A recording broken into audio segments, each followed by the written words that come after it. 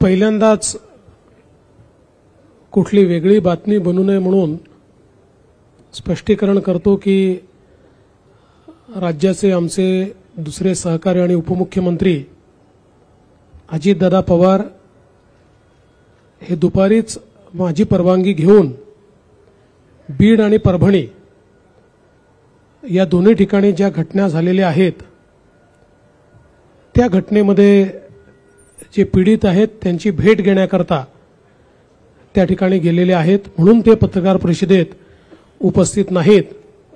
अन्यथा अजितदादा नाराज अशा प्रकारची बातमी कृपया लावू नये. आताच माननीय एकनाथराव शिंदेजींनी आपल्यासमोर संक्षिप्त अशा प्रकारचा आढावा ठेवलेला आहे. हे अधिवेशन 6 दिवसाचं अधिवेशन या ठिकाणी झालं. त्यापूर्वी 3 दिवस मुंबईमध्ये छोटंसं अधिवेशन झालं होतं आणि आपल्याला कल्पना आहे की प्रत्येक 5 वर्षाने जेव्हा नव्याने निवडणूक होते त्यावेळी पहिलं अधिवेशन हे छोटं अधिवेशन असतं कारण ते केवळ पुरवणी मागण्यांपुरतं अधिवेशन असतं. इतर फारसं कुठलं कामकाज त्या अधिवेशनामध्ये होत नाही.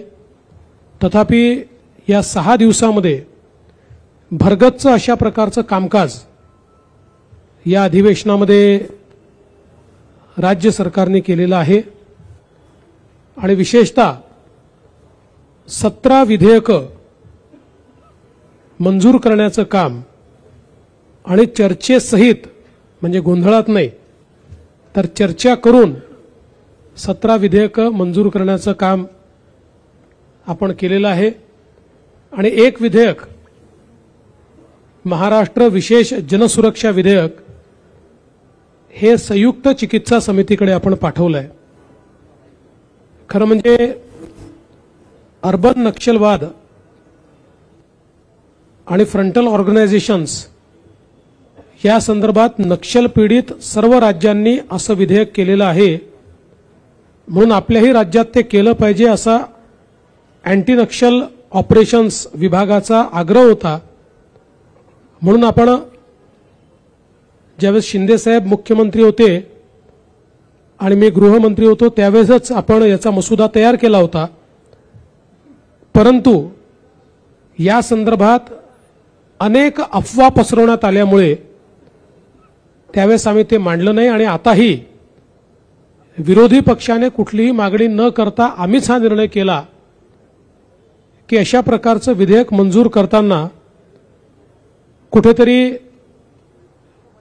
लोकशाहीची पायमल्ली करायची आहे, विरोधकांचा आवाज दाबायचा आहे, अशा प्रकारच्या ज्या वल्गना केल्या जातात तर संयुक्त चिकित्सा समितीच्या माध्यमातून सर्वांना आपलं म्हणणं मांडता यावं ही व्यवस्था उपलब्ध करून देण्याकरता हे विधेयक आम्ही संयुक्त चिकित्सा समितीकडे पाठवलंय. जेवढ्या संघटना आहेत ज्यांना आपलं म्हणणं मांडायचं आहे त्या सगळ्यांना आपलं म्हणणं मांडण्याची पूर्ण संधी मिळेल. सर्व पक्षीय 21 लोकांची समिती या ठिकाणी ही तयार करण्यात आली आहे आणि त्याच्या रिपोर्टवर पुढचं काम हे या ठिकाणी केलं जाईल.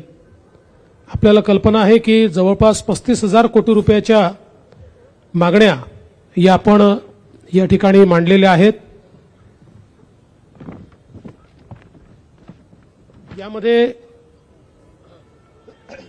साधारणपणे सार्वजनिक बांधकाम विभागाकरता 7,490 कोटी रुपये, कृषी विभागाकरता 2,147 रुपये, उद्योग ऊर्जा कामगार आणि खनिकर्म विभागाकरता 4,112 कोटी रुपये असे ठळक आपण निधी दिलाय. ज्यामध्ये आमची जी फ्लॅगशिप योजना आहे मुख्यमंत्री बळीराजा वीज सवलत योजना त्याच्याकरता 3,500 कोटी रुपयाची तरतूद करण्यात आली आहे. मुख्यमंत्री माझी लाडकी बहीण योजना याकरता 1,400 कोटी रुपयाची तरतूद करण्यात आलेली आहे. आणि म्हणून वेगवेगळ्या योजनांच्या माध्यमातून या ठिकाणी आम्ही ज्या योजना दिल्या होत्या त्या पुढे सुरूच राहतील याचं द्योतक या पुरवणी मागण्यांच्या माध्यमातून आपल्याला मिळालेलं आहे. आज खरं म्हणजे अंतिम आठवडा प्रस्तावावर बोलत असताना विदर्भ आणि मराठवाड्याला या सरकारने काय दिलं आणि हे सरकार काय देणार आहे याची जवळपास 1.25 तास मी सविस्तर मांडणी केली आहे. एक प्रकारे सिंचन असेल, उद्योग असेल, गेल्या 2.5 वर्षात कशा प्रकारे या मागास भागामध्ये परिवर्तन आमच्या सरकारने केलं याचा लेखाजोखा मांडत असताना पुढचा रोडमॅप देखील मी त्या ठिकाणी मांडलेला आहे. आमच्या सरकारच्या अजेंड्यावर महाराष्ट्र आहेच, पण महाराष्ट्रासोबत महाराष्ट्रातला जो मागास भाग आहे, ज्या ठिकाणी विकासाचा असमतोल आहे, त्याच्यावर आमचा फोकस आहे. आणि म्हणून नदीजोड प्रकल्प असतील, सिंचनाचे प्रकल्प असतील, उद्योग असेल, इन्फ्रास्ट्रक्चरचे प्रकल्प असतील, असा चौफेर विकास आम्ही कशा प्रकारे करतो हे आपण या ठिकाणी सांगितलंय. कापसाचा बोनस आपण घोषित केलेला आहे. संत्र्याच्या शेतकऱ्यांचं जे नुकसान झालं, 55,000 शेतकऱ्यांना 165 कोटी रुपये देण्याचा निर्णय आपण संत्र्याच्या शेतकऱ्यांचा घोषित केलेला आहे. सोयाबीनची खरेदी हमी भावानं गेल्या 15 वर्षात सर्वात जास्त रेकॉर्ड खरेदी आपण यावर्षी केलेली आहे. ती अजूनही सुरू आहे. 12 जानेवारीपर्यंत ही खरेदी सुरूच राहणार आहे. कापसाच्या खरेदीच्या संदर्भात मार्केटचा रेट हा हमीभावापेक्षा जास्त असल्यामुळे मार्केटमध्ये खरेदी मोठ्या प्रमाणात होत आहेत. सीसीआयमध्ये आता फार कोणी कापूस आणत नाही. ती स्थिती तुरीची आहे. खरेदी केंद्र उघडले आहेत, पण मार्केटमध्ये हमीभावापेक्षा जास्त दर असल्यामुळे तुरीची खरेदी मार्केटमध्ये चाललेली आहे. त्यामुळे शेतमालाला जिथे योग्य भाव मिळेल तिथे त्याची विक्री चालली आहे. जिथे अडचणी आहेत तिथे इंटरव्हेन्शन करून त्याच्या खरेदीची पूर्ण व्यवस्था आणि विशेषतः विदर्भ मराठवाड्यामध्ये जी पिकं आहेत त्या पिकांना न्याय देण्याचं काम हे या ठिकाणी आपल्या सरकारने केलं आहे. हे सगळं होत असताना या काळामध्ये आपण एडीबी सोबत देखील एक करार केला आणि एशियन डेव्हलपमेंट बँक आणि युरोपियन इन्व्हेस्टमेंट बँक या दोघांनी मिळून आपल्याला नागपूर मेट्रो करता जवळपास 3,586 कोटी रुपयाचं कर्ज दिलं आहे. आणि मला सांगताना आनंद वाटतो की याचा व्याजदर जो आहे हा 0.72%, म्हणजे 1% देखील कमी दराने हे कर्ज त्यांनी आपल्याला दिलेलं आहे. आणि एक्सचेंज रेट हा डॉलर नाही आहे, तो येन आहे. डॉलरमध्ये मोठ्या प्रमाणात इन्फ्लेशन होतं. येन ही आपल्याकरता स्टेबल करन्सी आहे आणि 20 वर्षाचं हे कर्ज आहे. 5 वर्षाचा मोरेटोरियम आहे. त्यामुळे मोठ्या प्रमाणात आता नागपूर मेट्रो टप्पा 2 याला गती या माध्यमातून मिळणार आहे. जवळपास 43 किलोमीटरचा हा टप्पा आहे आणि नागपूर परिसरातल्या 10 लाख प्रवाशांना याचा लाभ मिळणार आणि नागपूर जिल्हा हा शहराशी या टप्प्यामुळे जोडला जातोय. यासोबत आपली जी मित्रा संस्था आहे या संस्थेच्या माध्यमातून ग्रामीण रस्ते हे आमचा प्रयत्न असा आहे की 1,000 लोकसंख्येचे जी गावं आहेत या गावांना कॉन्क्रीट रस्त्याने जोडायचं. त्या संदर्भात एशियन डेव्हलपमेंट बँकेशी करार आपला झाला. कौशल्य विकासाचे 500 केंद्रांच्या अपग्रेडेशनचा आपला करार झालाय. आणि मोठ्या प्रमाणात ज्यावेळेस शिंदेसाहेब मुख्यमंत्री होते त्यांनी बांबू मिशन सुरू केलं. बांबू हा शेतकऱ्यांच्या जीवनात परिवर्तन करू शकतो आणि त्यामुळे बांबूच्या लागवडीचं क्षेत्र वाढवण्याकरता अर्थपुरवठा एशियन डेव्हलपमेंट बँक आपल्याला करणार आहे. त्या संदर्भात त्यांच्याशी आपण करार केलेला आहे. या अधिवेशनामध्ये जी काही बिलं आपण मंजूर केली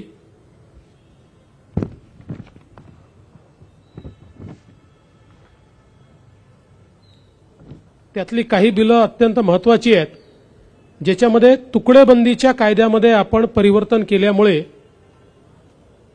जो छोटा प्लॉट धारक होता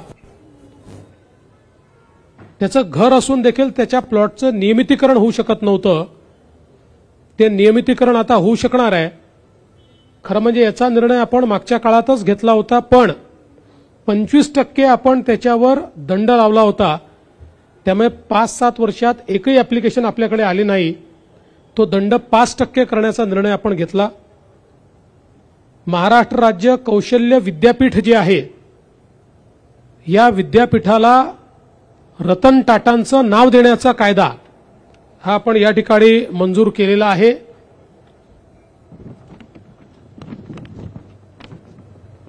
त्याचप्रमाणे एक नवीन संकल्पना, त्याचा कायदा आपण मंजूर केलाय, क्लस्टर विद्यापीठ.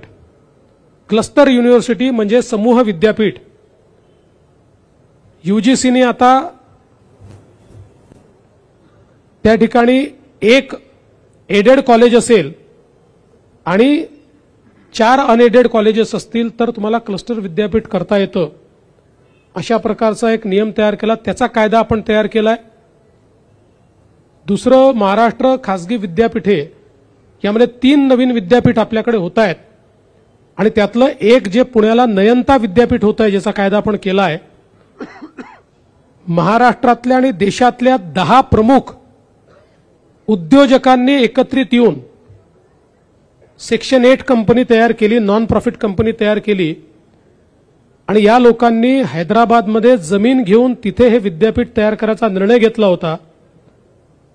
मी स्वतः त्यांना विनंती केली की तुम्ही महाराष्ट्रात करा, आम्ही तुम्हाला वेगानं सगळ्या प्रकारच्या मान्यता देऊ, आणि त्यांनी ते मान्य केलं आणि आता त्यांचं विद्यापीठ सुरू होत आहे. हे देशातलं एक आगळं वेगळं आणि ज्यामध्ये अत्यंत चांगल्या प्रकारचे वेगळ्या प्रकारचे कोर्सेस असतील आणि जागतिक विद्यापीठाशी कॉम्पिटिशन करू शकेल अशा प्रकारचे विद्यापीठ आता पुण्यामध्ये तयार होत आहे. दुसरं, आपण आपल्या गड किल्ल्यांवर जे लोक घाण करतात, दारू पितात, त्यांच्याकरता शिक्षा वाढवण्याच्या संदर्भात आपण विधेयक पास केलं. हैदराबाद इनामे व रोज अनुदाने या संदर्भातला कायदा मंजूर केला, ज्यामुळे मराठवाड्यामध्ये ज्या जमिनीवर लोक बसलेले आहेत आणि ते कुठेतरी निजामाच्या काळाच्या जमिनी असल्यामुळे त्यांना वर्ग 2च्या जमिनी म्हणून ट्रीट केलं जातं, त्या वर्ग 1च्या म्हणजे त्याची मालकी त्या लोकांना देण्याचा निर्णय आपण केला. धाराशिव सारखं पूर्ण शहर हे वर्ग 2च्या जमिनीवर आहे, आता त्यांना वर्ग 1च्या जमिनीत ते कन्व्हर्ट करून घेता येईल. त्याचबरोबर महाराष्ट्र आपलं जे नॅशनल लॉ स्कूल आहे छत्रपती संभाजीनगरचं, त्याच्या नावामध्ये बदल करून औरंगाबादच्या ऐवजी छत्रपती संभाजीनगर करणं असेल.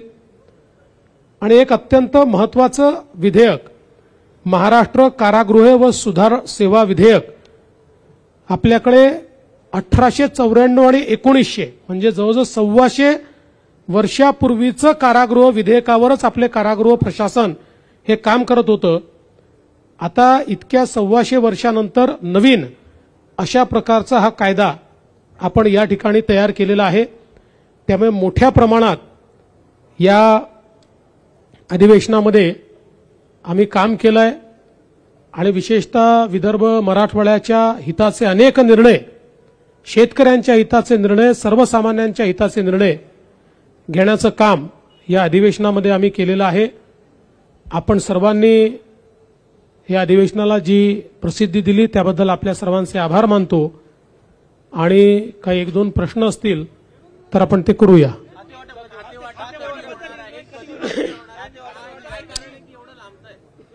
खाते वाटप लवकरच होणार आहे. लवकरचचा अर्थ ते आजही होऊ शकतं किंवा उद्या सकाळी देखील होऊ शकतं. भाषण होते आहे. भारतामध्ये असं एकही शहर नाही जिथे 4-4 विकास प्राधिकरण काम करतात. नागपूर एकमेव शहर आहे जिथे महामेट्रो आहे, NMRD आहे आणि नागपूर सुधार प्रन्यास आणि महानगरपालिका. मागच्या टर्म मध्ये तुम्ही नासुप्र बरखास्त करण्याचं हे केलं होतं. मात्र आमदार नितीन राऊत पालकमंत्री बनल्याबरोबर उद्धव ठाकरे सरकारमध्ये नासुप्रला पुनर्जीवित करण्यात आलं. यावेळेस ते नासुप्र पुन्हा बरखास्त होणार का? विचाराधीन आहे, त्या संदर्भात योग्य निर्णय करू. मुंबईचा राष्ट्रीय महत्वाचा प्रश्न आहे. बेस्ट जगावी यासाठी मुंबई महानगरपालिकेने बेस्ट प्रशासनाला सांगितलेलं आहे की तुम्ही निधी आमच्याकडे मागू नका, सरकारकडे निधी मागा. सरकारची बेस्ट बसवण्यासाठी भूमिका काय असणार? बेस्ट ही मुंबईची लाईफलाईन आहे. अनेक मुंबईकरांना ती सेवा देते. एकनाथराव शिंदे साहेब जेव्हा मुख्यमंत्री होते तेव्हा बेस्टला बसेस घेण्याचा निर्णय देखील आपण केलेला आहे. मोठ्या प्रमाणात नवीन बसेस घेण्याकरता ऑर्डर देखील प्लेस केलेली आहे आणि बेस्ट ही नीट चालली पाहिजे याकरता राज्य सरकारही मदत करेल आणि महानगरपालिकेलाही मदत करायला सांगेल.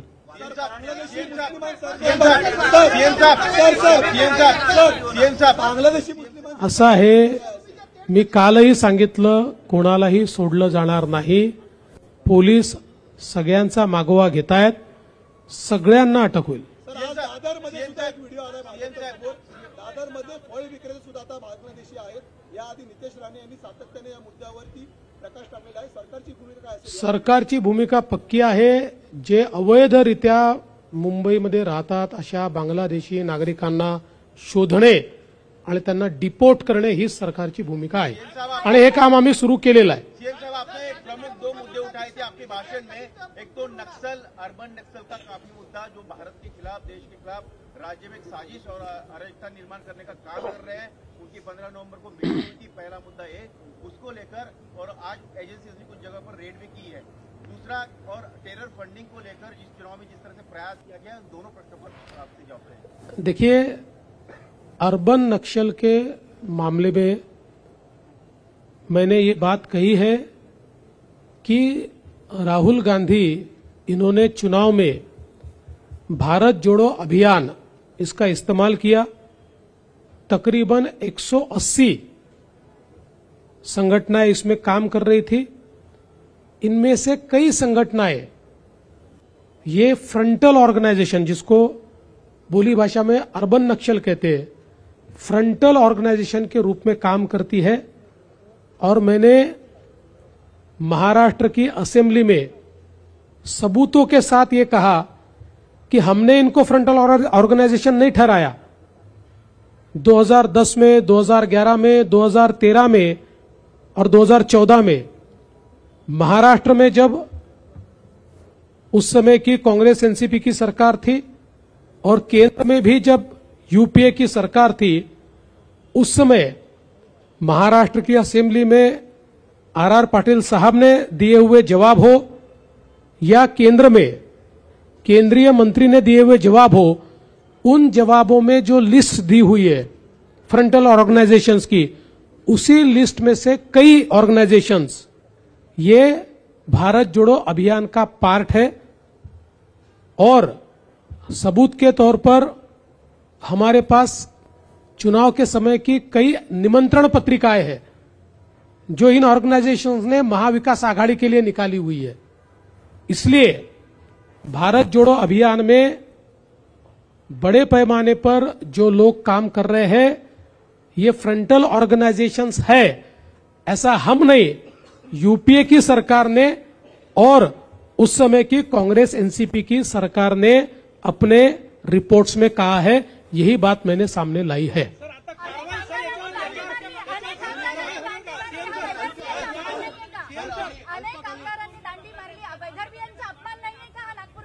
विचार करेंगे उसका.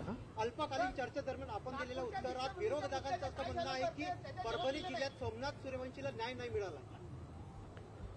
विरोधकांनी माझं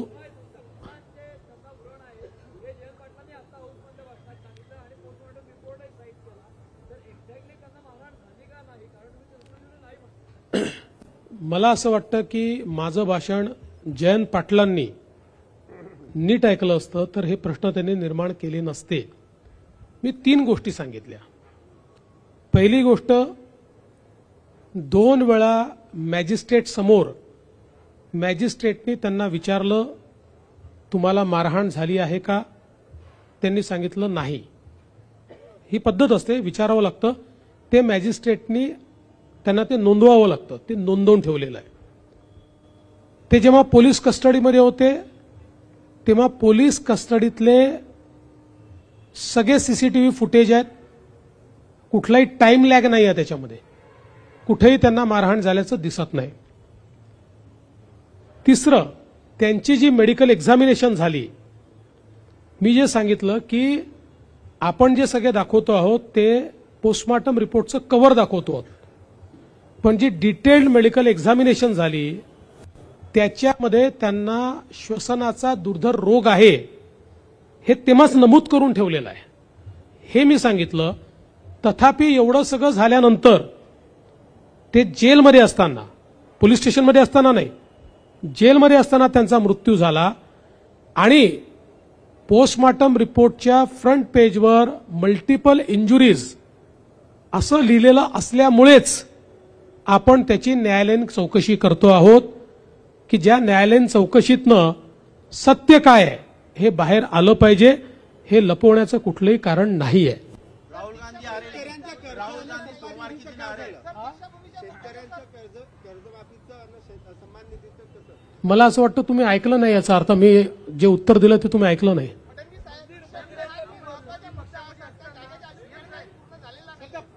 फ्रंटल संघटना आहे त्याच्यावर कारवाई करणार आहे का महायुतीचं सरकार? आता नाही, असं आहे की त्या संदर्भातल्या काही याच्यावर मागच्याही काळात कारवाई झालेली आहे. काही UAPAच्या माध्यमातून काही कारवाई झालेली आहे. त्यामुळे जिथे आवश्यकता असेल तिथे कारवाई होईलच. नहीं सर, काठमांडू में सर असं आहे की दीक्षाभूमीला ज्या ज्या मागण्या आहेत त्या आम्ही पूर्ण केलेल्या आहेत. ज्या जागेचं तुम्ही या ठिकाणी सांगताय ती कृषी विभागाची केंद्राची एक छोटीशी जागा आहे ज्याची मागणी अनेक वर्षापासून त्या ठिकाणी आहे. आम्ही केंद्राला विनंती केलेली आहे की ती जागा त्यांनी द्यावी.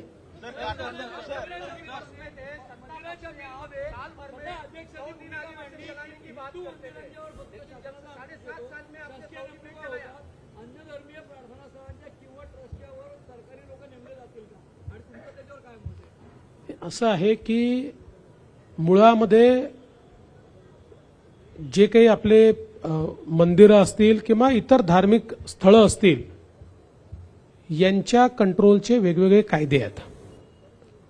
मुस्लिमांकरता वक्फ आहे, काही ठिकाणी ट्रस्ट आहेत आणि काही ठिकाणी आपण कायदे केलेले आहेत.